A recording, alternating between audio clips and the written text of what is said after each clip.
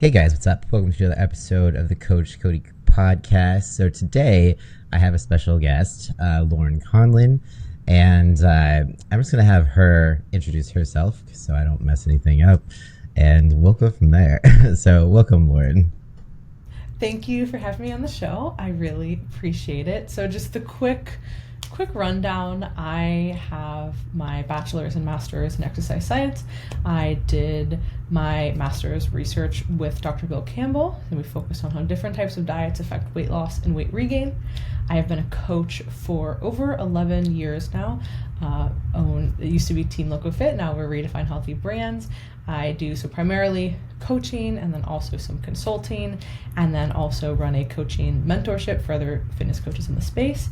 I am a semi-retired competitor. I am an IFBB bikini pro and competed for many, many years. Never say never, but currently not in the midst of doing all that. And I am back in school to pursue my master's in mental health counseling. So basically the road to become a licensed mental health counselor. And yeah, that's kind of the rundown. Lots of things. All the things. Yeah. So I guess we can start from square one. Like, what got you into fitness and then coaching, and now, like your latest endeavor? Yeah, so I started out very young. I had an eating disorder. I also had a lot of over-exercising tendencies that came with that. So I was always very, very active, and of course had a special interest in food, maybe not a great one, but I was always very interested in that. And during that period, I had gone to a therapist, but also went to a dietitian. And then as I kind of got older, I still continued to train a lot. I got into resistance training. I was running track and cross country. So I was very, very active. And then I was like, what do I do in college? I don't really know. And one of my friends was studying dietetics. And I was like, oh, well, I had a dietitian before. Like, you can help people with what they're eating. And like, I like science. I'm like, all right, this sounds, sure, let me go and do this.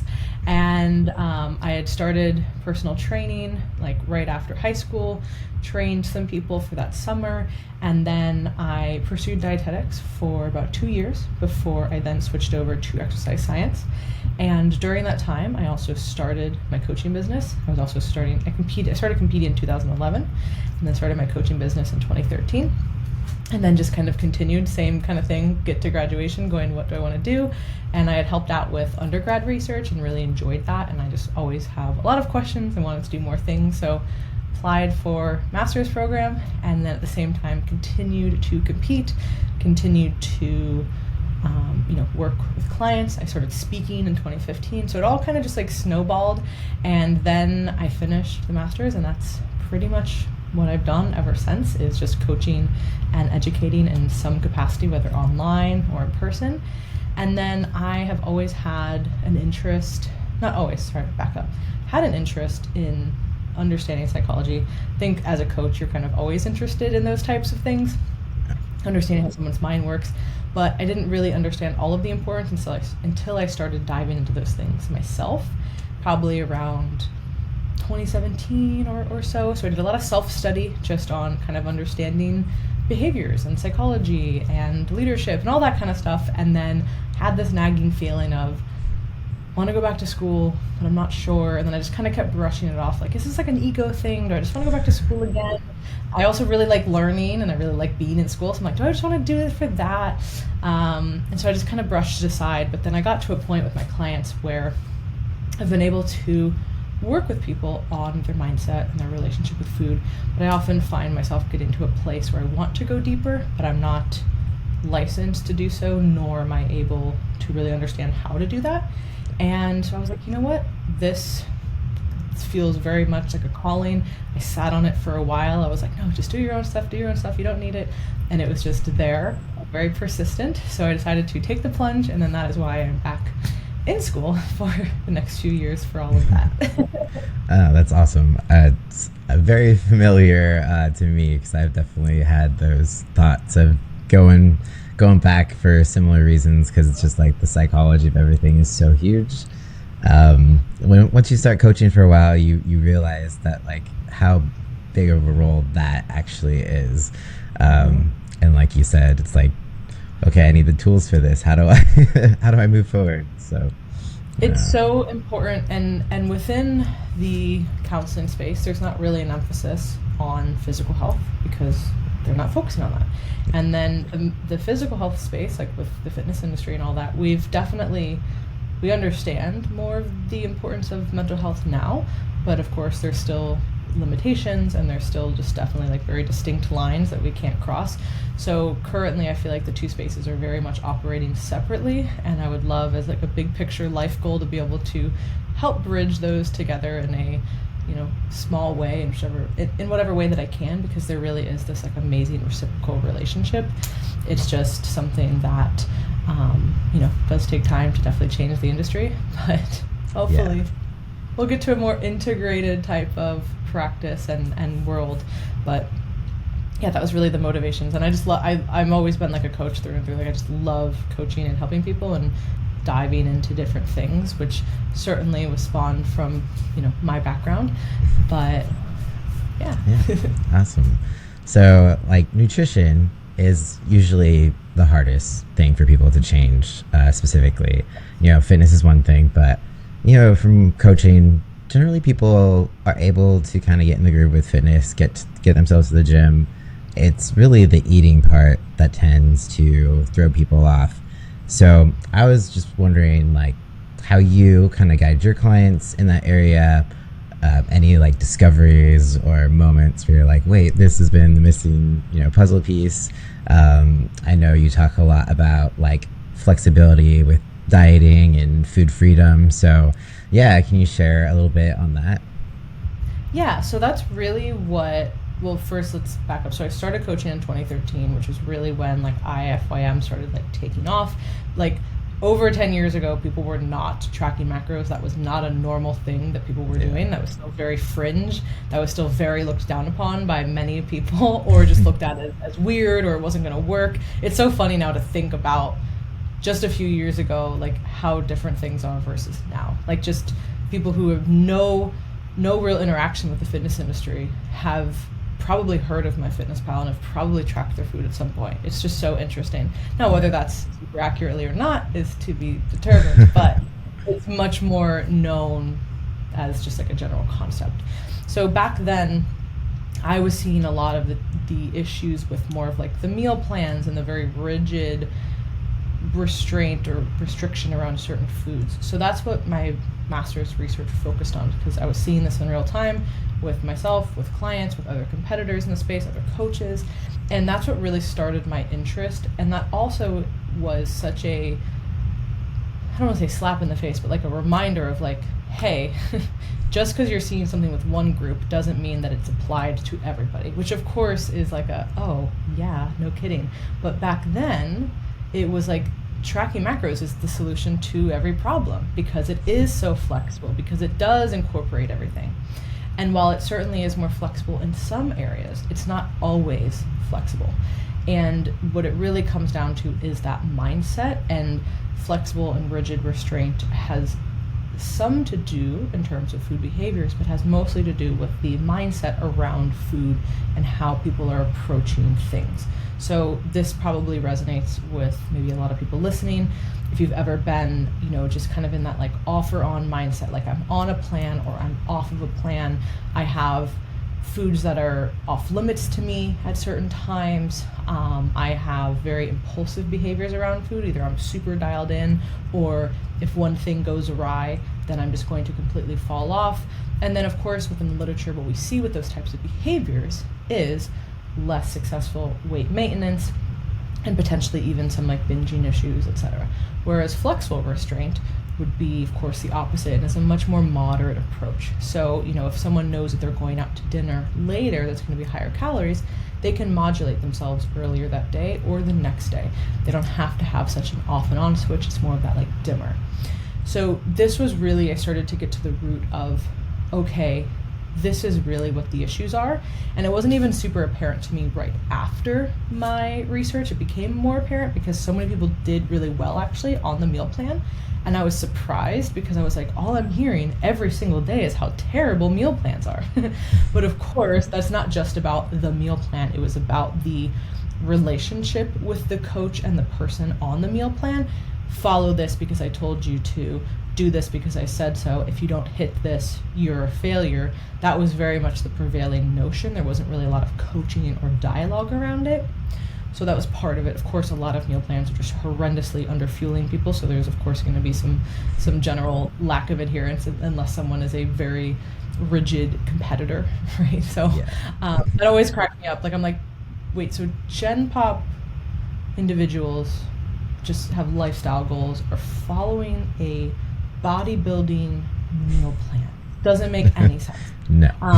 But that's what was happening for so long. So starting to see those things kind of unravel and realizing that, all right, it's not necessarily about what the food, it's about that mindset around it. So for some people, when they don't have any background knowledge, having something that is more structured, let's say like a meal plan, isn't always a bad thing.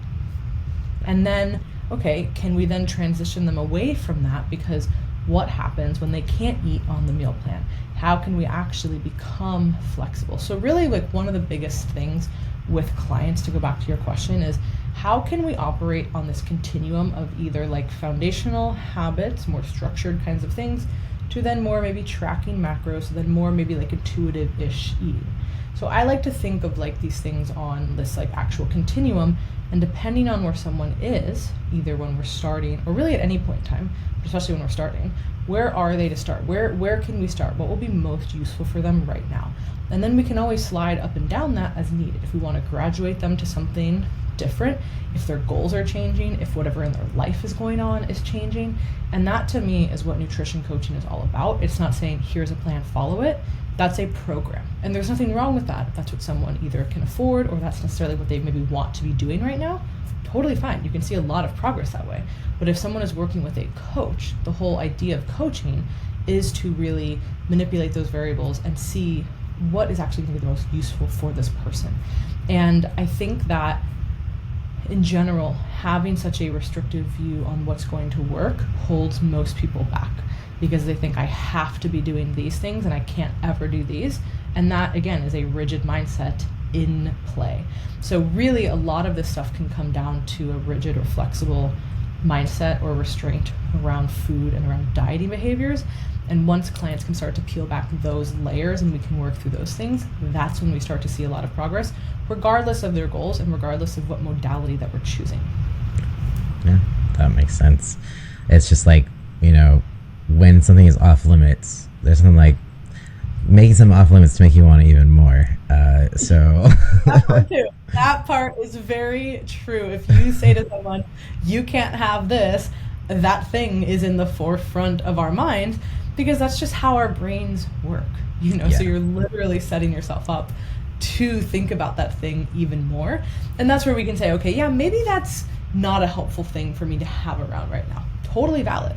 And I think there's also this notion now in the fitness space, which is so interesting how just things just change and morph over time, that almost now, if you don't have all these foods around, that like you have a disorder. And it's like, if you can't moderate yourself with this food, like you have a disorder. And it's like, no, sometimes those foods are just hard for people to have around. And sometimes when someone is like really stressed out with work, or they're in a fight with their partner, or they just get caught slipping on something, then they're like, oh, that thing is there, that ice cream is there. Maybe that's too much of a mental strain right now to have in the house. Doesn't mean that you have an eating disorder. It just means that maybe it'd be better to go out and get ice cream that week, instead of keeping a whole giant thing around the house that you always have to moderate. But that doesn't mean that we don't ever let clients practice moderating the things, right? So it's always like this give and take of like, what is most important and like, what do we need to do in order to set up clients for success, like in those immediate few weeks that we're working with them. Yeah, for sure. And like, what would you say would be, so say there's always clients you'll get who their goals and their actions don't really align. There's like that cognitive dissonance. How do you generally approach that, or like bring it to someone's attention? Be like, okay, you're telling me one thing, but you're doing another. How do we bring this together? Yeah, so it's a really great point, and it's something that a lot of us can fall into, even ourselves, in just different ways, right? Like, how many times have we fallen into these behaviors in really anything? But especially when it comes to the fitness space, a lot of times a lot of goals are very competing, and people will be like, well, I want to lose fat and build muscle is always like the most common example. Or like, I want to be able to eat out, 5 times this week and drink alcohol 3 days and also lose weight. And there's all these different kind of conflicting things. And not saying that you can't do those things, but on what time scale are we doing them? So the best way that I like to bring this up with clients is we will just really have a conversation about this and just say like, hey, like your expressed goals to me are this. Some of the actions that you've been taking aren't necessarily in alignment with that. From there, we can then say, here's 2 options. This would be this option, like how we discussed before, or here's another option, right? And that can be something that's a little bit closer to maybe what they're currently doing. Or we just need to sometimes put it out there for them and say, hey, I've been noticing this. Do you feel that way? And they might be like, oh my gosh, I didn't even realize that I was doing that. Or actually, yeah, you know what? Because this is really hard, whatever new plan that we put them on. Okay, perfect. Now we can adjust that. I always just think it's really important to put that to the client in a way that's like, here's what I'm seeing. Here's what you shared your express goals were. Here are the behaviors that you're engaging in. What would you like to do moving forward? And that's where if someone says like, I don't even know, that's why I hired you. Okay, perfect. Well, let's start here. Let's take one step forward here with this action behavior, either adding it or removing it, whatever it might be. And then let's reassess that. But I think that it's really just important to sometimes bring those things to someone's awareness, because oftentimes they've been operating in patterns and behaviors for so long that they might not even realize that they're doing it. And they'll be like, wait, I'm doing what? Oh my gosh. Other times they know very well. There's very self-aware clients who are going to know every single problem that they have, and they're going to come to you on the first call and be like, hi, here's all my problems, and I know how I do them. I don't know how to fix it. And with those clients, then we have to say, okay, let's step by step break this down in a really manageable way, piece by piece, and we can start to figure this out. I always like to, when I'm talking with coaches, I often will talk about this way where it's like we have what the client wants and we have what we want. And ideally, we want to meet somewhere in the middle, but sometimes we have to meet more on where the client is at. And that's okay, because it's still forward from what they're currently doing. It's just on a different time scale. So really, I think it comes down to bringing awareness to the situation, because someone might not know, then presenting different options and also including the client in that and saying, hey, here's 2 things that I'm thinking. Which would you rather do?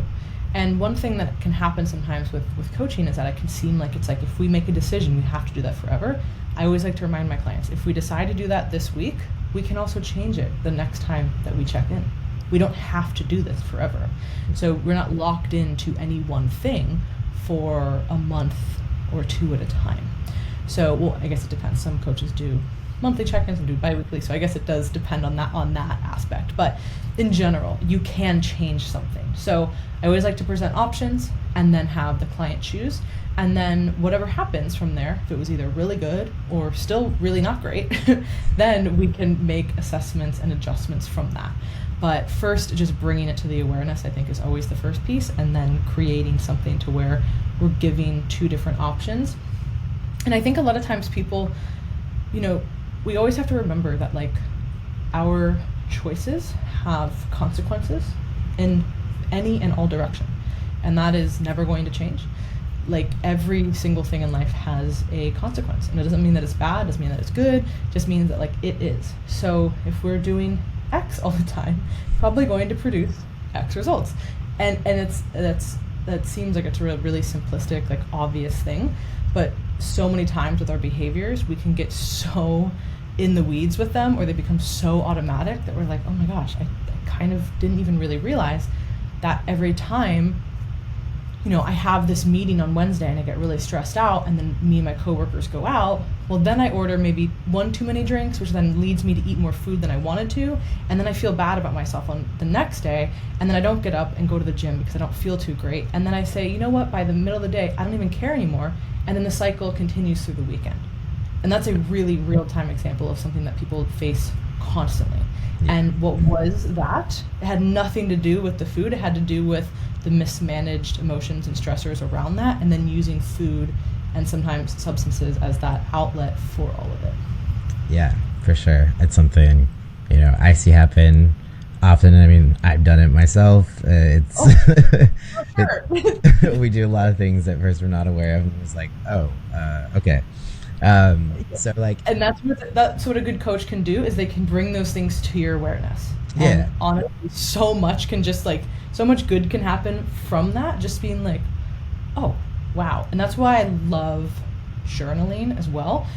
Sometimes I recommend this to clients just as like a general practice. Other times a situation will come up that maybe I don't expect them to have an answer for right away, but I can say, I'd like you to go journal about this and maybe give a few prompts, maybe give a few different things.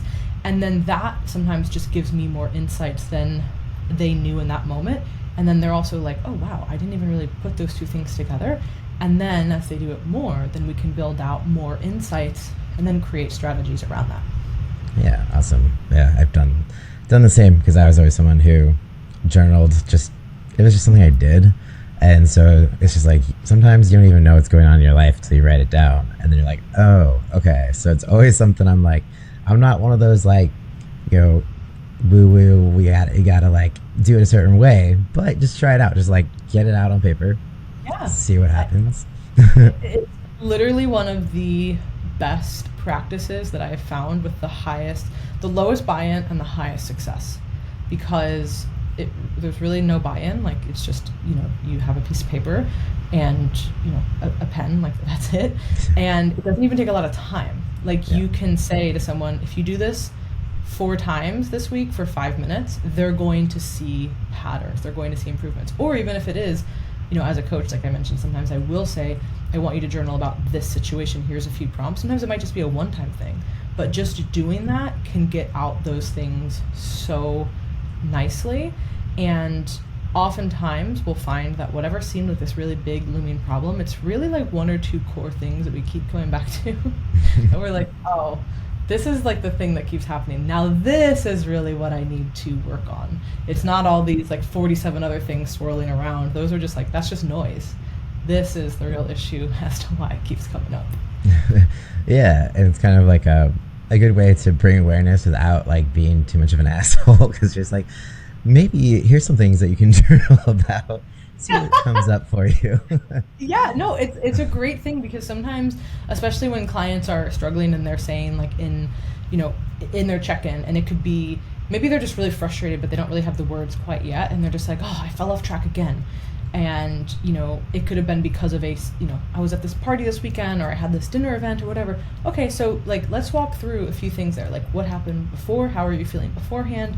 What were some of the things that you're feeling and experiencing during? What happened afterwards? Like, sometimes just asking those pinpointed questions can then have someone really reflect and be like, oh, okay. And then writing it on their own is this like, it's different, because it's like, it's not like you're involved because you asked and they're going to share it with you, but like, you're not right there, because sometimes it is like, it's going to take a little time to process, or maybe I don't have this on the like top of my head right now, and it gives someone the time and space to do that on their own. So yeah, highly recommended. And there, like you said, there's no right or wrong way to do it. There's different ways to do it, but I think that really any of them can be successful. Yeah, for sure. And so, food is also, like we said, it's a coping mechanism. Do you usually have any suggestions that you like replacement coping mechanisms? Like, I always try to have them find something they enjoy. Like, it can be anything, but I know sometimes people are just like, I don't know, like, food is just kind of the shit. So how do you replace that? So yeah, do you have anything you usually suggest there? This food being a coping mechanism, more often than not, is a deeper emotional issue. Yeah. And it rarely, sometimes it is just food related, but a lot of times obviously it's not related to food.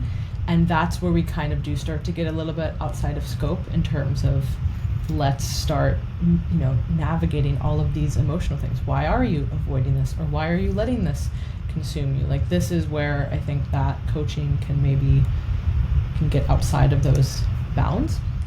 Not necessarily because it's something that you're doing wrong as a coach, but more so that it's like, maybe you don't have the skills to like get someone there, but then you're kind of like, you're like at the door, but you're like, hey, here's the door. But now someone else has to like open it, and then you go in that way.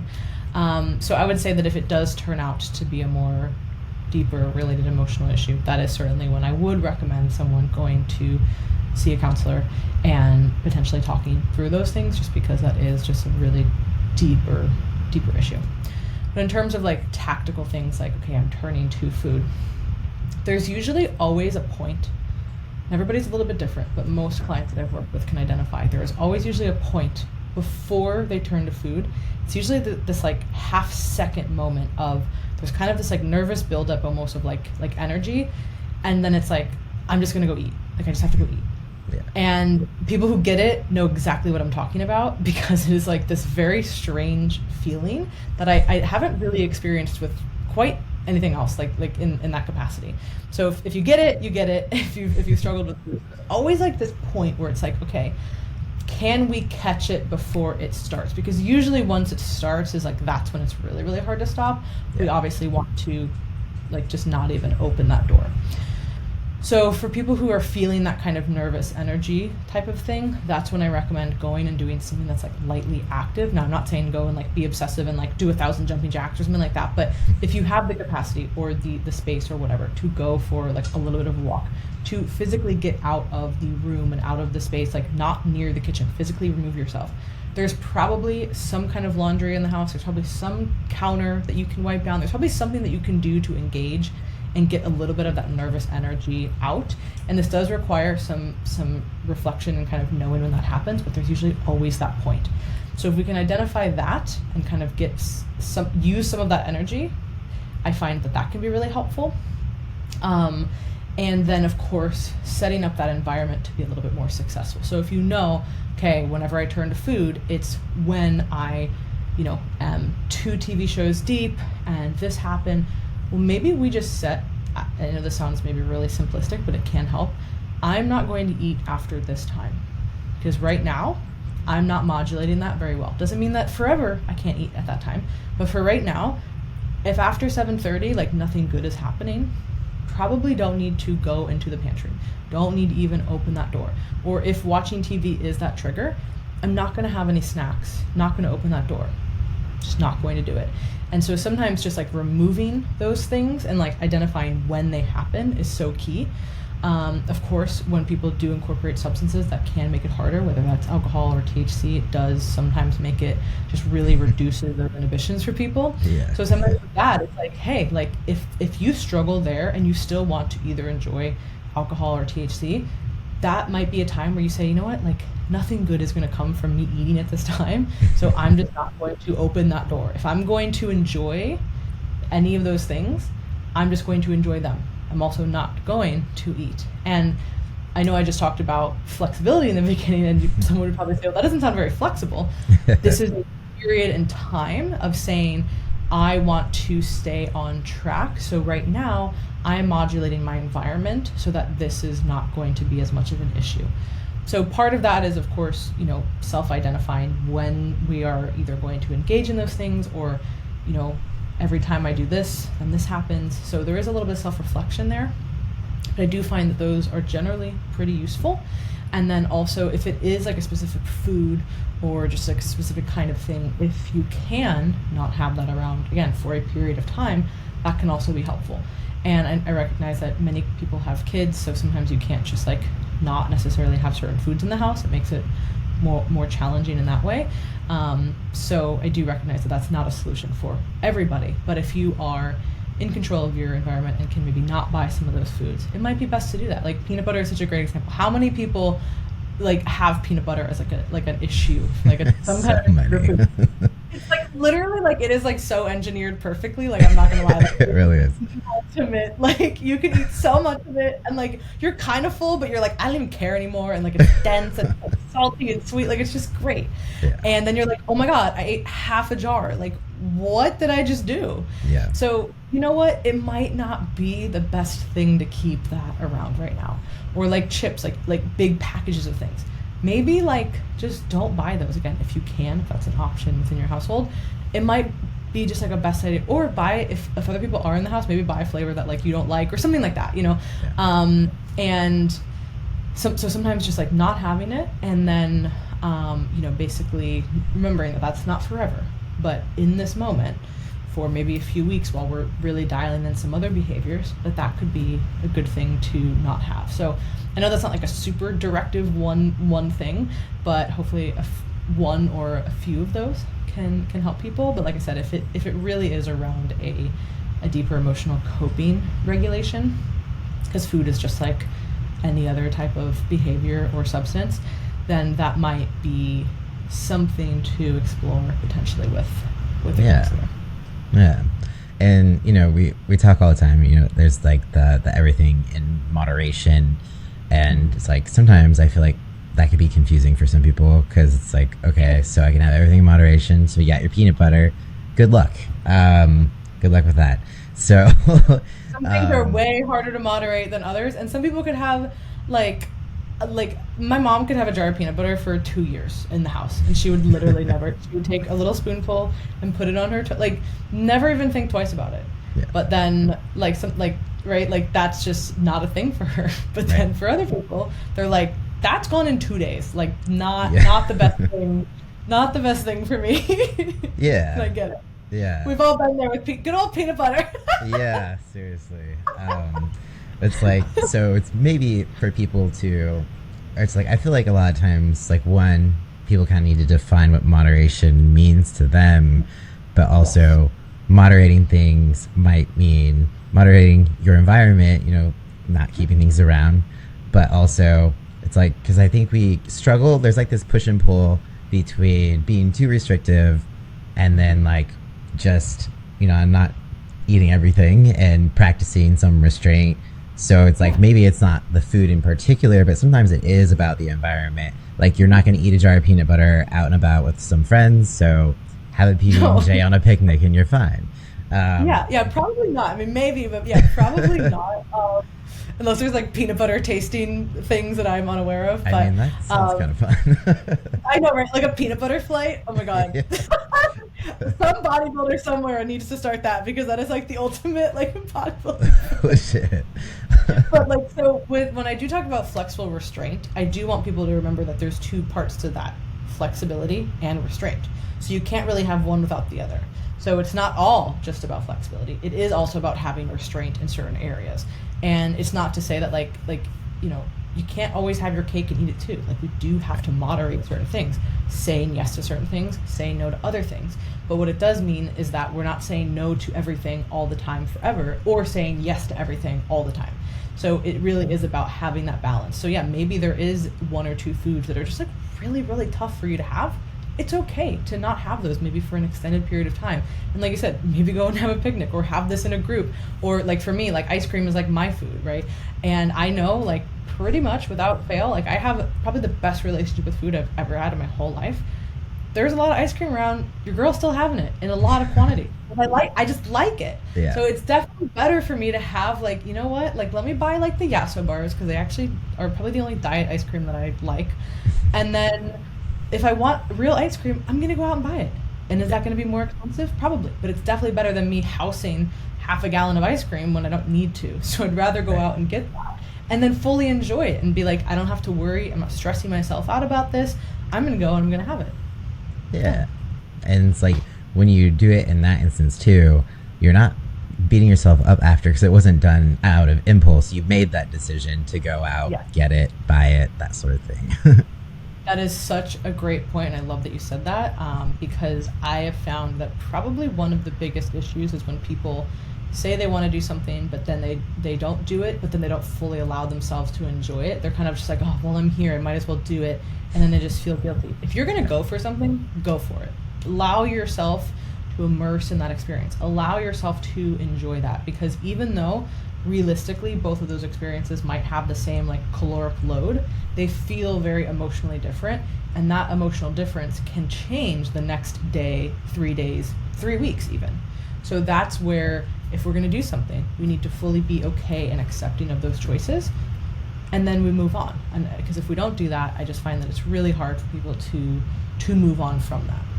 Yeah, for sure. And it's coming off of that, I've found it pretty valuable or helpful if you have people schedule in free meals or treat meals because it's something they get to look forward to, but then like you get to enjoy it completely. It's part of your plan. You're not off track, and you don't have that, shame, guilt cycle. I'm not sure if that is something that you think is helpful or if you've implemented.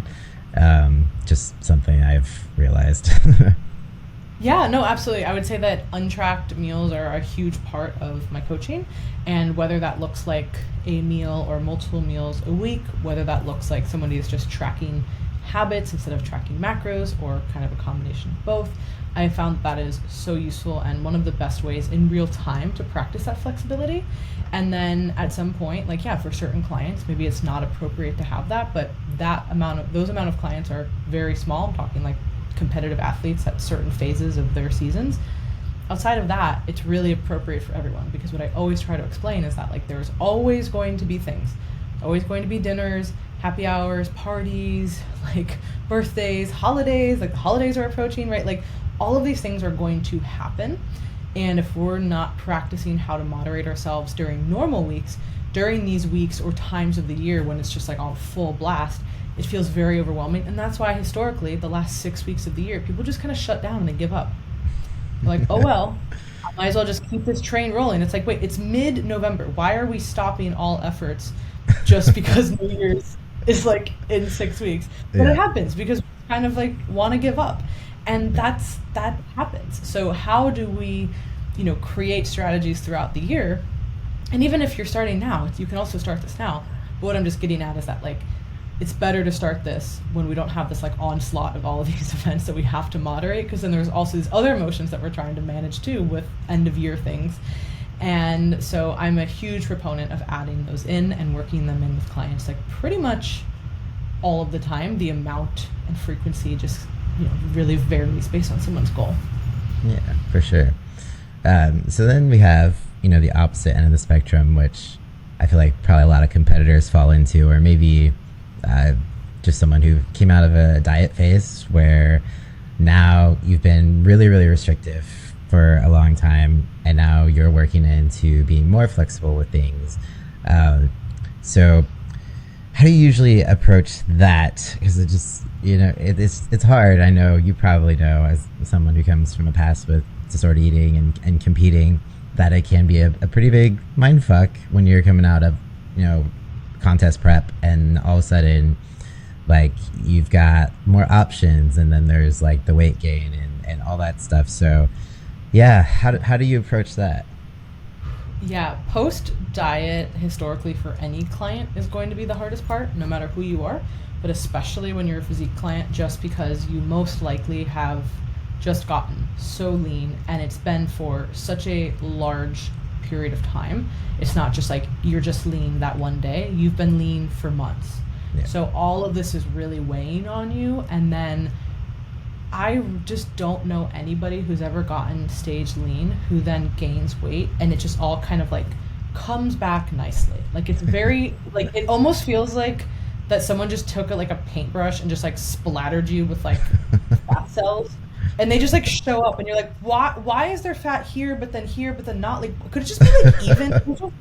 It's so awkward, and you just notice it more because you're so lean. Nobody else notices it. Literally 0 other people notice, but you're like, do you see that? And it's so terrible. And then on top of it, now physique competitors deal with a totally different mindfuck, because there is such a subjective nature to the sport. Yeah. That depending on how they did and their feedback and the reception of all of that, that can be a whole nother mountain that is creating and driving some of these issues when people who are competing and their self-worth is tied into this, and inevitably a little bit of that comes into play, but some people it's much more dramatic than others. So now we're navigating the throes of that, or we're just navigating someone really didn't expect to not do well at their show, and then they didn't they expected to win and they got dead fucking last. Yikes. Yeah. And now we're not only dealing with the awkward weight gain and all of the adaptations and the hunger, we're dealing with now I feel bad about myself and I don't feel worthy of any of this, and then that's a whole other can of worms. So it's really, really delicate process afterwards. I would say that the first thing that we need to focus on absolutely is recovery, of course. And we need to do so while minimizing overeating episodes, because that is where the huge rebounds start happening. And once again, it's not usually just about one meal. It's about that one meal turning into a string of meals. And if we can avoid these overeating episodes, we are going to do so much better. I would rather give someone 100 extra grams of carbs a day than have them overeat, because the chances of them actually processing that well is very different than someone binging for 2 nights on like cookies and pizza and all this kind of stuff. Yeah. Adds up really quickly, especially a lot of the hyper palatable foods. And this is not to demonize fats. I'm not anti-fat at all. But when you have very high fat with very high carbs, not a lot of good physique stuff comes out of that, guys. Like it's not. So you either got to have moderate fat and higher carbs, or you got to have pretty low carbs and high fat, not both together. So most people aren't like, let me just like overeat on a ribeye. Like, no, they're not doing that. You know what I mean? So it's all these different things that are, I mean, you might want to have a ribeye, which is fine, but it's usually more than that. So I would say getting calories up pretty quickly is going to be really nice. So I want to also pull down if we were doing a good amount of cardio, just to like kind of help with that deficit, but not too low. I don't want to like drop cardio to nothing, because I do also want people to still feel good about, like, most people still feel good if they're already adapted to a high amount. If you're say someone is doing 5 1-hour sessions a week, if you drop that down to like 3 or 4 sessions of like 45 minutes or 30 minutes, like that's still a good amount, but it's definitely less, but it's not like none, right? So like we're in this like kind of sweet spot. So people are still feeling pretty good. They're in their routine.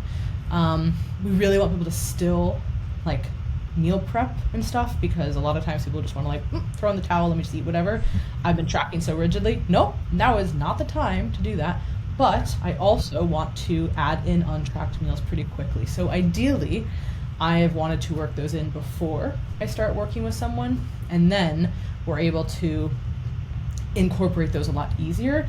And maybe it's not even just, this will really depend on the client. It might not just be like, hey, yeah, go have whatever you want, because for some people that might be so anxiety provoking, but it might be like, hey, here's some really big ranges that I would like you to hit, and I really want you to like go enjoy this. Or they can like kind of pre-plan, you know, what they're going to eat. The other bullshit part with competing, which is not bullshit, but it's just hard, is that everybody you've ever met suddenly wants to go to dinner with you. And you're like, God, I never knew I had so many friends who wanted to eat things with me until after I did a competition. And it's just because it's so true. And like, and it makes sense, because they're like, hey, we want to go to this place, or like a significant other, like, want to go have a date night, and your family's like, let's all make this, like, and it's so awesome. It's so nice. And you're like, thank you guys, but could we like spread this out over maybe a few months? Right. Like this is how it happens, you know? Yeah, and this is all the realities of after show. So that's why I also like having those meals, because then it's like, hey, when you do go out with these people, because this is inevitably going to happen, let's plan this in. So to your point, we said earlier, it's already in the plan. You're not falling off plan. This is actually written in what we're doing, and now you can feel good about doing this, and this is avoiding those, hopefully, overeating episodes. Or maybe not totally avoiding them, but minimizing them, because again, it's probably going to happen, but if we can minimize it, that is, you know, we're really like doing our best there. Yeah. And then as far as, you know, there's that mental side of things. I always say that off-season bulking is more of a mindfuck than cutting, because the progress you see is so slow, and you can't even really tell if you're like building muscle. So it's like, focus on your numbers in the gym going up. That's like the biggest indicator you can pay attention to for muscle gain, because they're just like, it's this like, I feel like I'm not making progress, and it's like, that's because you're not in a cut. You're not going to see these like quick week to week kind of progress indicators, or the scale's not going down, or you're like, now the scale's going up, but now you're freaking out. So what do you usually have people try to focus on during those times? Yeah, definitely great point about training. Any kind of training number, whether that is, you know, strength related, whether that is just like more volume in general, whether that is having the energy to try different things in the gym, because when you're prepping, you don't really have that, you know, and you also don't have that flexibility, because what if you do get hurt and now the whole prep is done? I've had clients who've wanted to like, hey, for a cardio class, can I do this? Nope, sorry. Not a good time to pick up boxing when we are 12% body fat. Not a good time to do repetitive motions that are a high injury risk. Like, not doing it. So I think that would also be a good time to allow for some flexibility when you want to be like, yeah, this week, like, let's actually have fun. Like, let's do 3 days in the gym and then go and do like a class or go do something else that you really want to try. And this is, of course, not the entire off season if someone is a competitor who's trying to, like, turn pro or something, but I'm just using that as an example where we have a little bit more flexibility. So for training, that could be a lot of different things with whatever that means, not just strength. Because I know some people are just like, yeah, I don't really like training like that. If you do like training with any kind of like powerlifting-esque background or even a kind of weightlifting-esque background, definitely a cool time to try all that because you will be stronger. You will have better leverages with more body fat. So definitely go for it then. Again, don't really recommend it during prep. I've done that. It was brutal. But I would say also now is the time to reframe, like, hey, a lot of the food stuff that we've wanted to work on, like, we can do this now. Like, any kind of like really incorporating these untracked meals, really being flexible. How about we have some habit days? Like, what if we could work towards that? Like, wouldn't that be great? And so we can work on a lot of the food related issues. Also, the other great part about not being in a deficit is that we have more mental energy to really do anything else. So for a lot of people, especially physique competitors, hey, what are some things that we're doing that are like not fitness related? What are some other hobbies that we could do that are not physically related? And this isn't to say that like physical hobbies are bad, but like, what are some things that you enjoy doing that now maybe you have the energy to go do? How can we become a more like well-rounded person in these different ways? And let's say they really want to like dive into like their career more or their relationship more. Like, perfect. Like, this is the time that like we're putting all these other things are like not on fire anymore. So like, we're going to get you to a good space where like this is kind of almost easy. And I think sometimes we can forget that like nutrition and training can be easy. Like, that is allowed to be on autopilot sometimes because other things in our life can take precedence. So I think that also reframing that for people can be really nice. And that I find is really helpful for anybody across any kind of goal in a non-dieting phase. Yeah, no, that's great. And that also reminds me of, even if you're not a competitor, not falling into that all or nothing mindset and like learning when you can pivot, like for life, like you mentioned them focusing on other aspects outside of just fitness. So it's like a lot of times people who are maybe not competitors still tend to think that they have to be doing 100% on everything. So it's like this, okay, if I'm not on, then I'm, just fuck it mode. I quit. It's not a good time. So how do you kind of, let people know how to pivot and like, it's okay to kind of take your foot off the gas a little bit. Quitting is not the answer here. Yeah, I think this is such a simple answer, but I think it's really powerful. Like, just giving people that permission to say, like, it's okay right now if we're not doing all of those things, if that's not our focus right now because of whatever else is going on in their life. Because a lot of times people have this relationship with coaches where they feel like, I have to make the coach happy, I have to do everything that the coach says, otherwise that I'm this failure. And certainly not everybody has this mindset, but there's always this kind of like background subliminal messaging of like, I don't want to let them down, I don't want to do this. So maybe it would just be easier to avoid it and like not work with them at all right now because life is too crazy. And I always like to remind people, I'm like, when things are like absolutely like going haywire, this is when having a coach is so nice because it can be this objective person who is then saying to you like, this is what I'm seeing, let's maybe adjust these things here. But it really comes down to almost like that permission of like, it's okay if we don't got all this right now. But what can we do? Because even though maybe there's 10 things we would like to do, doing 0 is not the best answer, or even maybe going into like a negative kind of thing by doing some negative maladaptive stuff. So how do we add one positive thing in here? Like, can we just focus on that? And then oftentimes that momentum really builds. So I think that it's really just about giving permission to the client and then also figuring out what can we do right now and asking them in those terms, like, what is something that do you feel like you can still do this right now? If not, what do you feel like is something that you could do? And that could come down to food, training, just all behaviors, whatever it might be.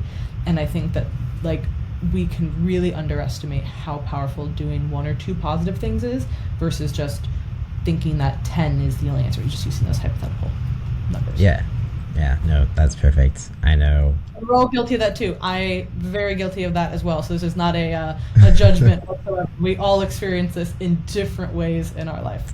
Oh yeah, for sure, definitely. Yeah.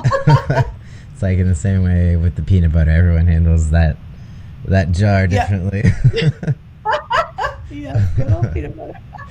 If So there's anyone listening who wants to start a peanut butter flight restaurant or add on to their restaurant, I would highly recommend it. yeah, I feel like it'd be great. Just how people go wine tasting. It's like, all right, here's the nut butter of the day. Yeah, exactly. I think it'd be great. It's like we got Valencia peanuts in here instead of Georgia. So yeah, So this one's a honey roasted blend. yeah. I'm sure this will exist at some point if it does not already. I'm just not aware. But yeah, so I'm trying to think. Is there any last things that you feel like you want to talk about that you're passionate about or you think is important for everyone to know, just so we don't skip over anything that you want to talk about? No, I hope this was a great conversation. I feel like we made some good points all around, but I really want to encourage people to think of things in a big picture, to realize that, okay, while this one thing maybe doesn't have like so much impact, doing nothing is only getting me farther away from that. So even if I need to break down my goal or my behaviors into really small things, if they are positive and moving you forward, that is the most important thing. And reorienting our brains from always being like, I need to be on a diet or I'm just doing fuck all. We really need to have somewhere in the middle. And that is where having and understanding the distinct phases of before a diet, during a diet, and after a diet, and treating those with their own respective just behaviors and techniques is so important. And not just having it be like, yep, I'm on this plan, or nope, not going to do this, and then just constantly swinging between the two, because that is going to get you nowhere fast, and it's going to lead to a lot of frustration. And then at some point, you're going to want to fix those things, but there's going to be years of accumulated habits and behaviors. So it's always better, if you're listening to this and you're like, wow, this really resonated, like, this is me, I promise you can take actions that maybe aren't going to fix everything within the next few months, but you can really set yourself up for success. And people really forget how much they can do. There's like this phrase, like, you can underestimate what you can do. I always mess up metaphors and phrases, but like, you underestimate what you can do in like 10 years, but overestimate what you can do in 1 year, or something like that, where like our time perception is really off, and we think that like what we're doing now is really not important, but it absolutely is. And no matter where you are in your journey, you can change things and recognize that it's okay to take those small wins forward. And sometimes even just maintaining that is also okay. Like, we don't always have to be like improving to the max on every level. I think we would all like to do that. Probably people who are listening to podcasts, like, we all want to be doing those kinds of things. But it's like, sometimes it's okay to also maintain what we have been doing, because think of all the times in our life when we have not done that, and then that's slid us backwards. So sometimes maintaining is also like just as great, and we can be happy about that too. Yeah, for sure. It's like, sometimes I say maintenance is its own form of progress for some people. So it is one of the most underrated things in general, because most people think that most people don't even know what maintenance is, first of all. Yeah, it's like, I'm cutting or bulking, I don't know. Exactly. So let's actually find maintenance, and we can do so many good things in that time, where then we're not like really actively gaining a bunch of weight, but we're actually repairing a lot of these other things that we need to be doing. And you can still train and see physique progress there too. So maybe it's not to the same amount, but it's not going to be nothing. So yeah, maintenance, I think, is criminally underrated as well. Yes, for sure. Well, awesome. So before we go, do you have any like social medias or anything that you would like to plug for people to be able to find you on? For sure. So our coaching website is redefinehealthybrands.com, and you'll see a bunch of stuff on there in terms of services and also different social media outlets. But I would say the primary places that I'm active would be Instagram, so at Laurin Conlin or at Redefine Healthy Brands. And then we have a podcast that's a little bit on a hiatus right now, but there's like over 300 episodes, so definitely something on there for everyone. That's called The Loco Fit Show. And then I've slowly started getting back onto YouTube again, mostly just to document the going back to school process and kind of navigating all of that. So I've been navigating quite a bit, so there hasn't been a new video, but there is a few that are up there. So those are the primary spaces. Website, email is on there, as well as on our Instagrams. Awesome. Thank you so much. Appreciate you coming on. This is a great conversation. Hopefully a lot for people to take away. Thanks everyone for listening, and talk to you next time. Thank you guys.